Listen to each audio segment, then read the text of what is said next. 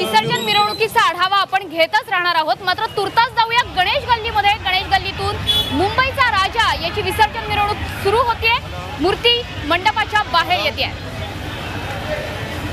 हाँ, अभी ये विसर्जन के लिए मूर्ति इधर भी है, बाहर जा रहे हैं।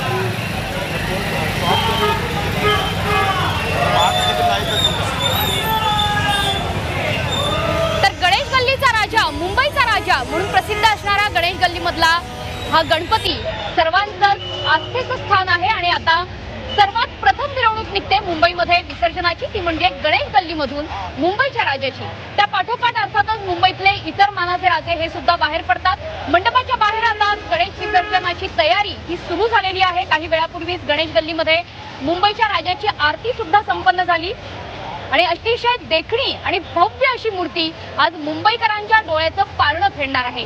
गेले 10 दिवस मुंबईच्या राजाला सुद्धा बघण्यासाठी मुंबईकरांनी अलोट गर्दी केलेली होती आणि अर्थात तशीच गर्दी आज सुद्धा गिरगाव चौपाटीपर्यंत बघायला मिळणार आहे।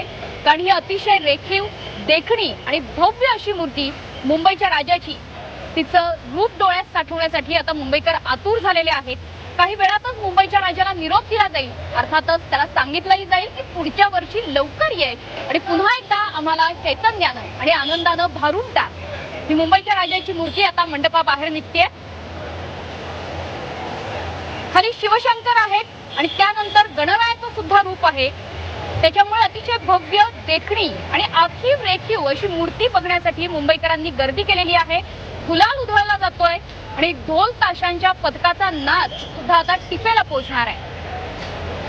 गिरगाव चौपाटीवर सर्वात पहिल्या मानाच्या गणपतीचं विसर्जन होतं मुंबईतल्या, तो म्हणजे मुंबईचा राजा। त्यानंतर हळूहळू तेजुकाया गणपती, चिंचपोकळीचा चिंतामणी आणि अर्थातच लालबागचा राजा हे सुद्धा गिरगाव चौपाटीकडे मार्गस्थ होतात। विसर्जन मिरवणुकांचा उत्साह तर असतोच, मात्र भाविकांच्या मनामध्ये एक हळवेपणा सुद्धा असतो। भाऊक निरोप देतानाचा हा क्षण मुंबईकरांना आपल्या कॅमेऱ्यात सुद्धा कैद करायचा असतो, डोळ्यांमध्ये सुद्धा साठवायचा असतो। त्यामुळे मुंबईच्या राजाची ही भव्य अशी मिरवणूक आता गिरगाव चौपाटीकडे मार्गस्थ होते।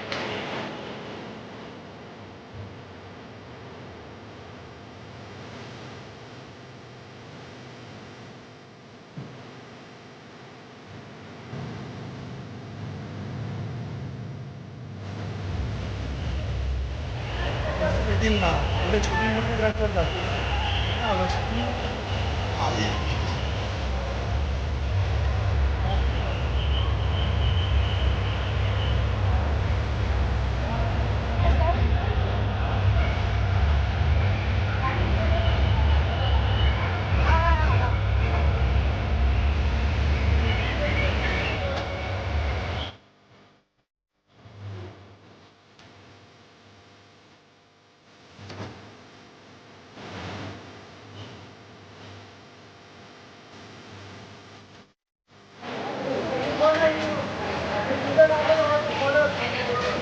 तर मुंबईच्या राजाची ही भव्य दिव्य मिरवणूक आता निघते आहे। ढोल ताशांचा गजर सुद्धा टिपेला पोहोचतोय। पुन्हा एकदा जाऊयात गणेश गल्लीमध्ये। सीमा आडे आमची प्रतिनिधी आता सध्या सोबत जोडली गेली आहे। सीमा, मूर्ती मंडपाच्या बाहेर निघालेली आहे, काय उत्साह?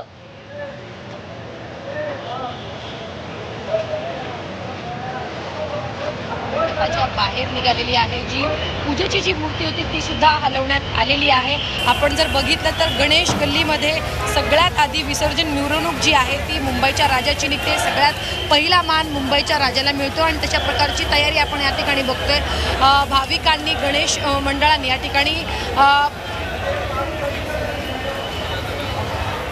गुलाल जो आहे तो उधळलेला आहे। एकच उत्साह आपल्याला या ठिकाणी बघायला मिळत आहे। खरं तर नुकतीच काही वेळापूर्वीच मुंबईच्या राजाची जी आरती आहे ती संपन्न झालेली आहे आणि या आरतीनंतर मुंबईच्या राजाची राजेशाही मिरवणूक जी आहे ती निघाल्याचं आपण या ठिकाणी बघू शकतो। भव्य दिव्य अशी मूर्ती आपण बघू शकतो आणि त्याचसोबत जे या ठिकाणी जे लोक आहेत, जे भाविक आहेत या ठिकाणी दाखल झाले, ते बाप्पाच्या दर्शनासाठी या ठिकाणी दाखल झाल्याचं आपण बघू शकतो। गेल्या 10 दिवसात आपण जर बघितलं तर गणेश गल्लीमध्ये एक वेगळाच उत्साह होता।